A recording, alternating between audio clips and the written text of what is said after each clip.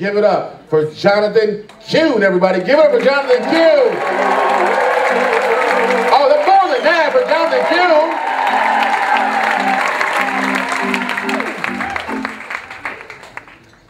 I grew up in the South, which means I spent a lot of time playing outside, often unsupervised, sometimes with guns. One day my friend Bryant was over and we were shooting stuff with my BB gun. Empty cans and soda bottles, old boxes, basically our version of recycling. At the time, my mother and I lived above an old garage, so Bryant and I were up on the balcony shooting down at the trash we'd set up in the yard. I was wearing this thick felt hat with a round top and a wide brim.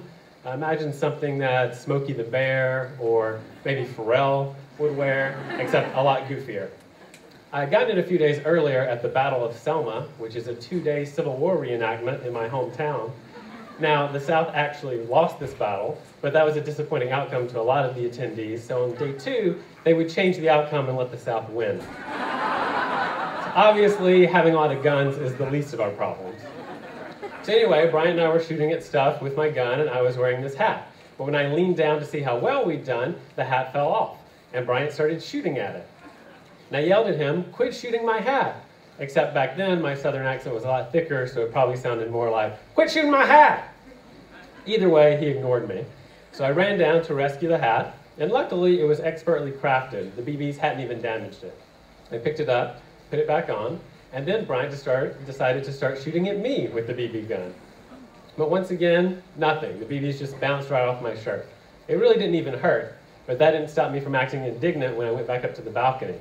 "You shot me!" I kept complaining over and over until finally Bryant got so frustrated and annoyed, he said, "Okay, well, you can shoot me so that we're even." And then he handed me the BB gun, went down to the yard, stood there, and waited. So this was my chance to literally shoot someone who had given me express permission to do so.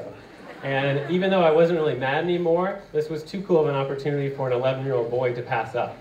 This was my moment. So I propped the gun up against the railing, I settled in, took a breath, held it, aimed, and then I realized this is ridiculous. I can't shoot my friend, that's insane. Still, he had shot my hat and me, and so I decided I would just shoot close to him in order to teach him a lesson, to scare him a little bit. So I adjusted my aim, but as it turns out, my aim wasn't very good. So when I pulled the trigger, Bryant screamed out in pain and grabbed his neck. So I ran down there panicking and looked at his neck, and he had a big welt on the side of it with a little indent in the middle where the BB had hit him.